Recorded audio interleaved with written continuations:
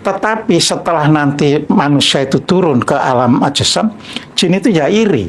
Kok akhirnya yang jadi lebih bawah itu lebih enak ya daripada yang sampai di sini. Misalkan malaikat kan nggak bisa menikmati surga neraka, ya kan, makanya nggak kepingin. Tapi manusia mulai turun, loh, ono enak, ono tidak enak. Nah, jadi itu, ya. Nah, disinilah manusia masih turun ke alam ajsam. Alam ajsam itu alamnya semua yang kasat mata. Jadi ya tumbuhan, ya ikan, ya hewan ternak dan sebagainya, itu alam ajsam semuanya. Tapi yang mau jadi manusia masih terus ingin melanjutkan. Jadi itu proses awalnya seperti itu. Makanya dalam alam ajsam itu jisim. Jadi tubuh jasmani, ya, jasmani ajsam, ya. Jadi di situ terus turun menjadi insan kamil. Nah, jadi belegeran menjadi manusia, tapi ketika menjadi manusia baru memenuhi lapisan pertama, alam fisik. Iya. Nah, terus gimana untuk meningkatkan martabat ini? Manusia disadarkan, loh, kamu dulu kan dari alam yang cerdas. Ya. Jadi kamu harus meninggalkan keserakahanmu. Kembali apa? Masuk naik ke alam ajsam, alamnya hewan. Tapi kamu manusia masuk ke alamnya hewan. Jadi sudah tidak ada serakah. Jadi begitu manusia hidup ini, ya, sudah tidak serakah, ya. Itu kalau di sini tadi alam fisik, alam emosian langsung bisa dilompati. Yaitu namanya menjadi langsung ke alam budi. Kekuatan budi. Alam budi itu lapis ke? Bukan, ini kaitannya. Jadi kan ketika manusia itu di alam fisik, ya, insan kamil, itu kan macam-macam, Mas. Ya emosi, ya itu. Ya. Nah, harus naik kan berarti kalau martabat 7 naik ke alam ajsam, alam jasmani, alamnya tumbuhan dan alamnya hewan. Binatang. Nah, itu kan nggak ada keserakahan. Nah, padahal tidak ada keserakahan ini kalau secara 7 lapis kekuatan itu ada di lapis budi. Maka di sini harus cepat dipangkas yang lapis kedua, lapis ketiga itu, karena langsung budi. Jadi di situ. Nah, di budi ini tetap diam, di sini sambil naikkan, ya kan? Yaitu dari alam ajsam, yaitu tadi alamnya hewan, itu kan kita sudah tidak serakah, ya kan? Terus naik ke alam misal. Alam misal itu alamnya jin, tapi kita dari manusia loh ya, bukan dari alam sana jadi jin. Kita dari manusia ke alamnya jin. Jadilah istilahnya gurunya jin, ya. Artinya nggak bisa diakali lagi oleh jin, karena sudah punya pengalaman sebagai manusia. Lagi itu sudah pengalaman jadi manusia. Akhirnya dia menjadi orang yang sopan, yang menyadari dirinya, ya. Jadi di situ, ya, tumbuhlah kreasi untuk menyenangkan orang. Jadi dari rasio tadi, lapis rasio bisa naik ke jinem, lapisan kelima. Nah, di sini masuk rasio keempat. Apanya? Rasio 4 kan. Jinem kan seni yang sudah saya sampaikan pada waktu yang lalu. Ya, jinem. Nah, di sini kan di alam misal, alamnya jin, tapi kita bukan bangsa jin. Nah, jadi kita harus lebih pintar dari jin, kan gitu kan. Jadi kita tidak lagi berbohong. Kita tidak lagi, kan jin masih suka berbohong. Ya, nah ini sudah tidak, karena sudah pernah jadi manusia. Jadi di situ. Nah, naikkan orang kan. Jadi melatih diri, dan ini praktek. Wah, kalau kemarin aku masih 100 kali bohong dalam sehari, mungkin saya perlu ngurangi jadi 50 kali sehari. Nah, prakteknya itu seperti itu saja, nggak jauh-jauh. Nah, besoknya saya jadi menjadi 25 kali. Yang real-real, yang mudah-mudah, simple-simple, nggak perlu disuruh. Iya, yang gitu simple-simple. Saya pengen coba masuk ke ini, Pak, yang simple-simple tadi. Saya teringat ketika ibu, ya, nyonyanya Pak Kojim, terjepit pintu mobil, itu kan sama sekali tidak mengaduh gitu ya, artinya gak sambat gitu ya kalau orang Jawa gitu. Nah, ini kan aku melihat ada sesuatu yang mungkin ada moral story-nya gitu. Gimana sih potret kehidupannya Pak Kojim bersama dengan sang istri. Dari case ini gitu aku kayaknya ada pelajaran berharga deh. Aku pengen ini di-share ke teman-teman Pak Kojim. Iya, saling menerima, Mas. Jadi seorang suami dalam memperoleh istri harus menerima istri secara totalite. Jadi kita tidak boleh lagi kamu masih kurang begini, kurang itu. Jadi totality. Ya. Begitu pula seorang istri memandang suaminya harus totality. Ketika sudah bisa menerima totalitas kehidupan, maka ya kan di pikiran itu tidak ada lagi yang bisa membuat dirinya itu menjadi beban. Nah, kebiasaan itulah yang menyebabkan orang tidak terlalu terasa kalau kena hal-hal yang sifatnya fisik kembali kan. Itu sifatnya fisik kan. Jadi seperti itu. Ya. Jadi melatihnya itu tadi. Jadi kan orang itu ketika masih menganggap yang lain itu kurang, tapi kok jadi suamiku atau istriku ya, ini sama dengan sudah membohongi diri. Ya, ada sesuatu sebenarnya nggak diterima, tapi diharuskan menerima. Nah, itu sesuatu hari nanti itu terwujud ketika ada sesuatu. Makanya terus orang, ketahuan aslinya, seperti itu. Oke, itu satu. Yang kedua Pak Kojim. Pak Kojim kan sering keluar kota. Kadang nggak sama ibu gitu ya. Dan kadang yang namanya guru spiritual pasti fansnya banyak cewek-cewek, kadang ya dirangkul dan lain sebagainya itu. Nggak pernah ada masalah ibu gini gitu. Tidak gimana? Pernah, karena menganggap ya kan bahwa ya manusia itu karakternya macam-macam. Ya. Harus dianggap saja semua itu orang positif, orang baik-baik, apalagi terhadap gurunya dan sebagainya. Nah, jadi begitu sudah bisa nerima, ya tidak sampai kan, wah berat juga kalau bersuamikan anak. Seperti itu, ya. Jadi disitulah harus saling percaya. Intinya yang sekarang ini kalau tadi saling nerima, sekarang saling percaya. Gitu ya. Jadi di situ. Dan nggak usah neko-neko gitu. Iya, kita gitu. Sendiri nggak neko-neko. Kalau sampai terjadi sekali, itu yang bakal. Nah, itu bakal menjadi bibit kan gitu kan. Iya juga ya. Jadi kita juga yang harus saling percaya. Dipercaya orang, ya diwujudkan. Tapi kan itu hanya bisa itu tadi kalau sudah mulai masuk rasional, ke sinem.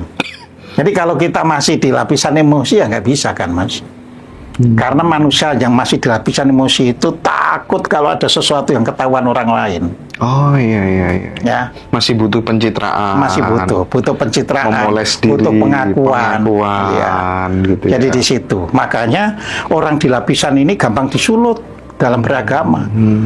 Karena dia masih merasa terkait dengan agamanya, itulah penyelamatnya. Iya. Jadi di situ, ya. Nah, tapi di sini juga perlu saya beritahukan, tidak berarti kalau orang sudah bisa sampai lapisan tertinggi terus harus melepaskan agamanya. Tidak, agama dipegang sebagai tata krama sosial. Tata krama sosial. Jadi saya tahu bahwa agama apapun itu sebenarnya pada nilai tertingginya itu everything, nggak ada persoalan. Tapi dalam tata krama sosial kan kita nggak bisa, kalau perlu nggak beragama saja nggak bisa, karena nanti terjadi hambatan di dalam komunikasi dengan orang lain. Nah, hal-hal yang bisa menganggap padahal itu tidak seberapa nilainya tidak perlu dihilangkan. Jadi agama, tanya agama apa? Islam. Kita juga nggak perlu kan berganti nama, agama saya yang ini. Kita tidak perlu. Jadi di sini kita perlu menjembatani kehidupan sosial.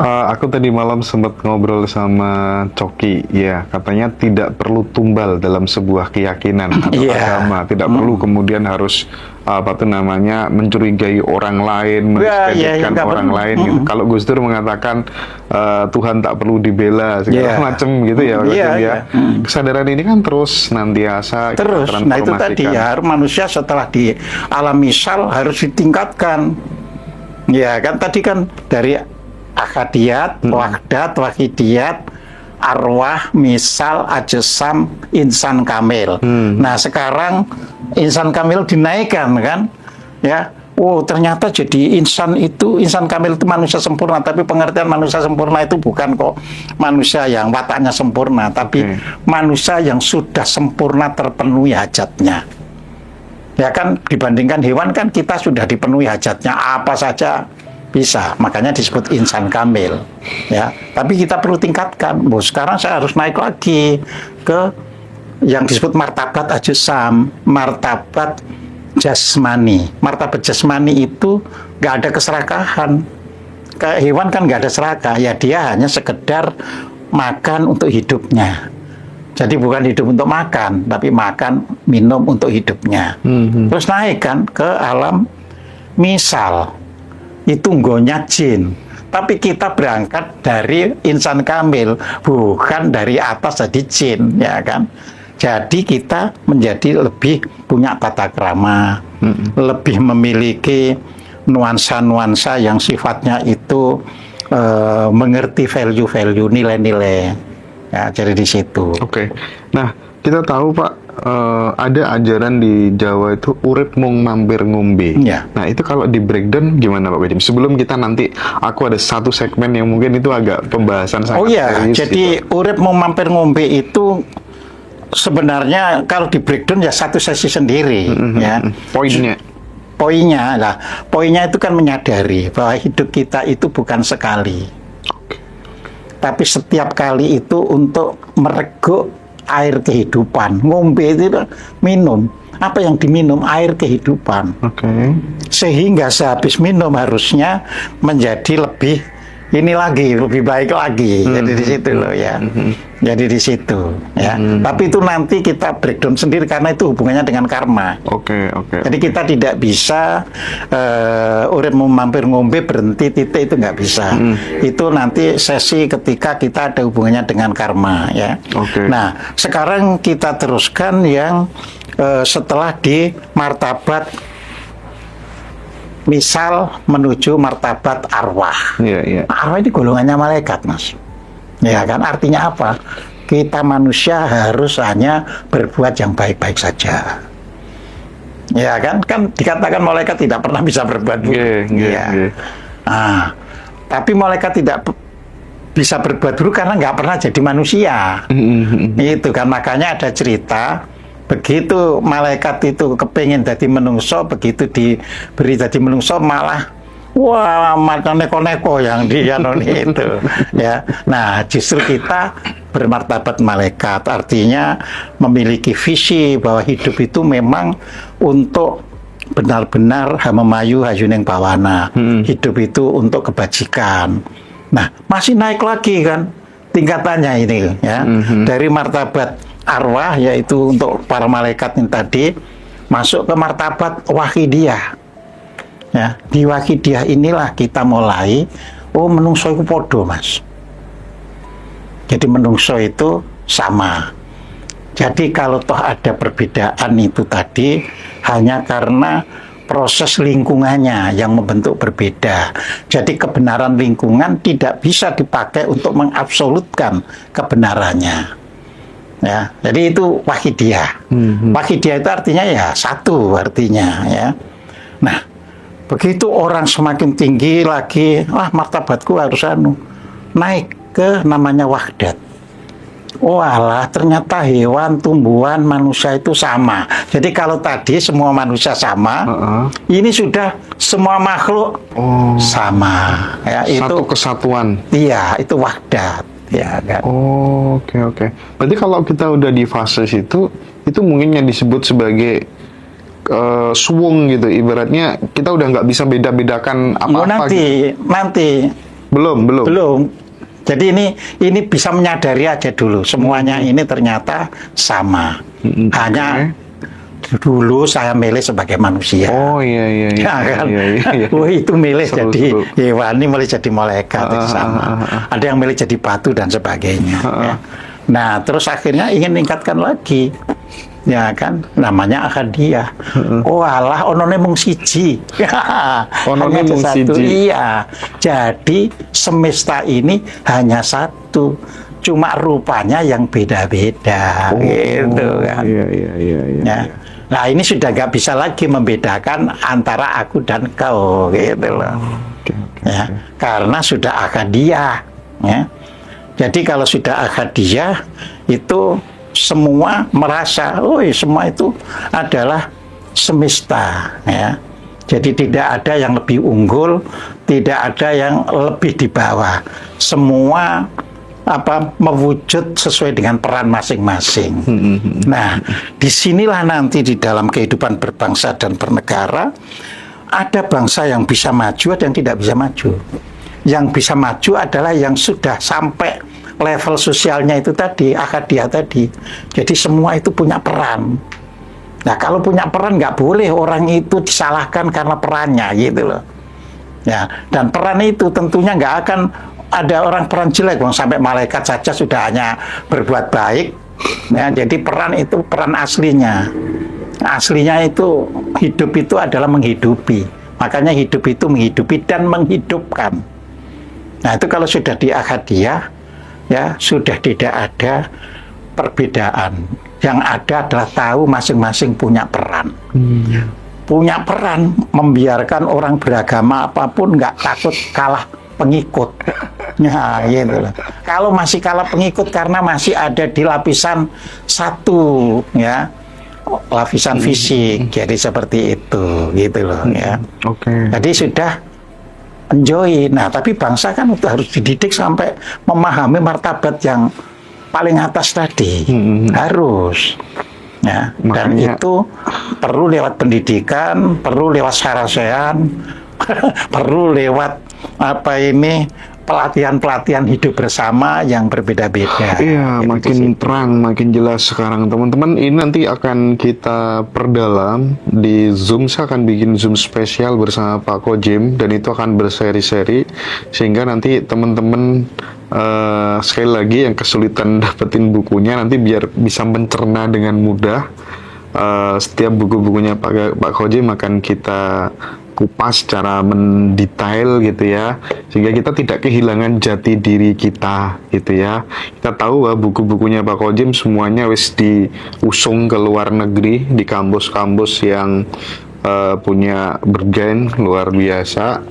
Kita sendiri sebagai putra bangsa malah justru kemudian tidak paham sesungguhnya kita ini siapa, jati diri kita bagaimana, karena ditutupi sama kekuatan global tadi. Nah, aku ada satu pertanyaan terakhir untuk segmen ini. Nanti ada segmen terakhir yang seru Pak Kojim ya, seru banget ini ya. Nah, satu kan terakhir gini Pak Kojim, mungkin nggak kekuatan global itu bisa masuk kepada ranah misal kayak tokoh ini kita create sebagai pimpinan sufi dunia misalnya, kita legitimasi itu, kita umumkan, terus kemudian di balik itu ada sebuah misi politik, misi kepentingan tertentu, itu mungkin nggak? Absolutely bisa. Jadi bukannya mungkin, kalau mungkin jawabannya tidak mungkin ya. Tapi absolutely bisa. Nah. Sampai sebegitunya. Oh iya. Jadi dunia ini ya perang create tokoh. Ya. Jadi makanya misalnya gini ya, pada saat munculnya Islam, itu semua dunia mengakui 300 tahun sejak Nabi Muhammad itu Islam membawa kemajuan. Tapi kan ada pihak lain, wah ini harus dibendung ini. Kalau tidak dibendung, saya bisa kalah kan gitu kan. Lalu dimunculkanlah misalnya yang namanya hadis, yang namanya dan karena itu lewat dalam, misalnya lewat orang yang secara penampilan itu sama ya. Jadi akhirnya secara tidak sadar kita termakan ya. Snogurgronya ketika harus menjadi penasihat Belanda di Aceh, ya, dia mengaku sebagai seorang Muslim. Dia juga sudah pernah menjadi imam besar di Masjidil Haram. Ya. Dia juga menguasai bahasa Arab. Ya. Dia juga menikahi 2 kali perempuan Sunda dan dia juga khitan. Ya. Tapi begitu sudah selesai tugasnya, dia pulang ke Belanda lagi, kembali ke agama semula. Sama kayak kisahnya Syekh Abdul Wahab mungkin ya? Ya. Ya, pendirinya Wahabi. Iya. Jadi bisa di-create. Ya. Itu yang disebut menghancurkan Islam dari dalam deh. Iya. Bukan kayak Kumaila gitu ya. Ya, nanti kita akan bahas khusus ya tentang itu. Baik Pak Kojim, luar biasa sekali Pak Kojim. Aku semangat ya. Teman-teman nanti silakan join Zoom dengan Pak Kojim. Kita kupas pokoknya semua keilmuannya Pak Kojim secara mendetail. Ini khusus yang buku ya. Jadi kita bikin semacam kayak bedah buku begitu. Teman-teman kan banyak yang kontak Ngaji Roso untuk dapat bukunya Pak Kojim tapi nggak dapat. Ya, nanti ya. Bisa. Misalnya buku ini bab 1. Nah, bahas bab 1 saja bisa sampai 2 jam itu. Nah, gitu. Oke. Udah. Jadi nanti bisa. Oke. Assalamualaikum Mbak Kojim. Waalaikumsalam warahmatullahi wabarakatuh, Mas Hendra dan teman-teman. Terima kasih kembali datang di Ngaji Roso. Hari ini teman-teman kita bersama dengan guru kita untuk memperluas cakrawala berpikir kita tentang banyak hal. Pak Kojim, aku akan mulai dari doktrin-doktrin agama yang terkadang itu bikin orang jadi ketakutan. Terus yang kedua, gara-gara doktrin agama itu kadang kita membenci satu sama lain, gitu ya Pak Kojim. Aku pengen berbicara dari sini dulu, silakan Pak Kojim. Ya, terima kasih Mas Hendra. Ya, pertama kali saya lakukan disclaimer dulu ya, bahwa ketika kita belajar antara satu orang dengan yang lain, maka bawalah gelas atau cangkir kosong. Jadi jangan sampai membawa muatan sebelumnya. Karena begitu ya, Anda semua sudah mengisi cangkirnya itu, ya tidak bisa menerima penjelasan orang berikutnya dan seringkali terbentur. Loh kok gini gitu. Makanya sekarang siapkan cangkir kosong dan isilah dengan apa yang saya sampaikan. Ya, jadi begini. Agama itu sendiri ya. Agama itu sendiri sebenarnya produk dari suatu politik. Ini yang harus kita pahami. Agama produk dari suatu politik. Jadi orang sering budaya kan. Saya mengatakan justru dari politik. Politik yang produk budaya ya. Jadi agama itu seperti itu dipaksakan, nggak ada. Misalnya begini ya. Kalau di Arab kan ada din. Terus juga ada istilah milah itu dalam pengertian Al-Quran. Apakah din atau milah itu sama dengan agama? Gak bisa kita samakan. Nah, tapi oleh kepentingan politik disamakan. Ya, karena agama itu dalam bahasa Jawa. Ya, jadi artinya berbeda dengan din atau milah yang ada di Arab. Kalau dalam bahasa Jawa, ageman, pegangan. Bukan. Agama itu apa? Ya, agama itu adalah dari kata gama dulu. Gama itu artinya aturan atau undang-undang. Jadi beragama itu artinya orang yang menjalankan aturan atau undang-undang, tapi untuk kepentingan negara. Jadi bukan urusan misalnya nanti akan bakal ada, kalau mati ada ini, ada itu. Bukan itu. Bukan itu, ya. Makanya tadi malam juga saya sampaikan, ini ada bahasa kawi agama, artinya itu tata. Jadi tata itu apa? Menerapkan sesuatu ya di masyarakat dalam keadaan tata krama. Jadi artinya selama kita bisa bertata krama di dalam kehidupan bersama, ya kita sudah beragama. Kita tidak menyalahi ya apa yang ada di masyarakat itu.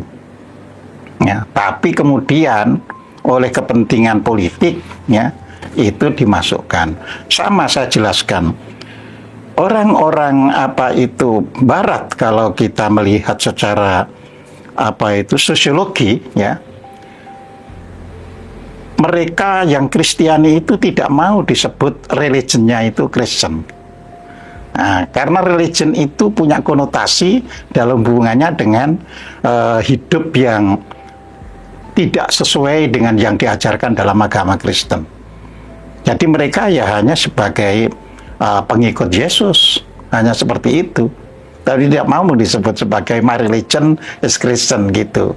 Oleh karena itu dari awal orang Barat tidak pernah di dalam identity card-nya atau kartu identitasnya itu ada kolom agama. Dan itulah yang diikuti di dunia dalam hal paspor, ya kan, dalam hal apa itu nomor pokok wajib pajak, ya, nggak ada agamanya apa, ya.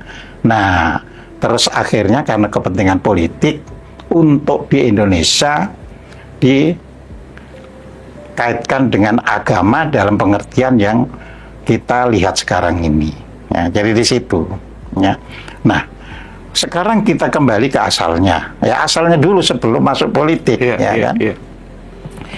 Para tokoh-tokoh yang disebut ya sebagai tokoh-tokoh pembawa agama itu ya tidak ada istilahnya itu perilaku politiknya kecuali perilaku kemanusiaan. Nah, ini yang harus dipahami. Jadi misalnya Nabi Muhammad ya semula hanya menyampaikan bagaimana hidup yang baik di dalam kehidupan. Makanya pada waktu yang lalu, mengapa itu ayat pertama itu Iqra? Karena melihat bangsa Arab, ya, itu tidak suka membaca, sehingga disebut menjadi jahiliyah. Nah, maka perintah pertama adalah Iqra. Ya. Nah, Iqra tentang apa? Di situ dinyatakan yaitu Iqra tentang atau membaca hal-hal yang berkaitan dengan penciptaan. Nah, itu kalau bahasa kita berarti kita disuruh mengingat nama Sangkan Paraning Dumadi. Penciptaan itu kan berkaitan dengan Sangkan Paraning Dumadi. Sangkan itu asal usul, paran itu tujuan, dumadi itu makhluk. Jadi asal usul dan tujuan makhluk. Ya. Jadi itu. Terus yang kedua, ya, apa yang dibawa oleh Nabi Muhammad? Karena contohnya kita ambil Nabi Muhammad, jangan karena kok contohnya dari Islam, karena saya orang Islam, sehingga memberi contoh yang ada di dalam ajaran Islam. Bahwa nanti itu dipadankan dengan yang lain, oh iya cara agama kami beri contoh itu begini. Nah, tidak jadi masalah. Ya. Apa yang dicontohkan oleh Nabi yaitu budi pekerti. Ya. Makanya di dalam kehidupan, ya, secara Qur'ani tekanannya adalah budi pekerti, akhlak. Ya. Buktinya apa secara ayat? Ya, amal soleh itu artinya tidak ada iman kalau tidak dibuktikan atau diwujudkan dengan amal saleh. Tidak ada amal saleh kalau tidak ada basis kepercayaannya. Jadi ini saling berkaitan. Tapi nanti di kemudian hari kan itu kan, ini seperti lepas, orang beramal saleh itu seperti tidak bermakna. Karena yang dipakai adalah hal-hal yang produk ya, politik yang menyusup ke dalam agama. Nah, jadi ini produk politik yang menyusup dalam agama. Ya. Jadi di situ maka jadi istilah agama menjadi bagian dari politik.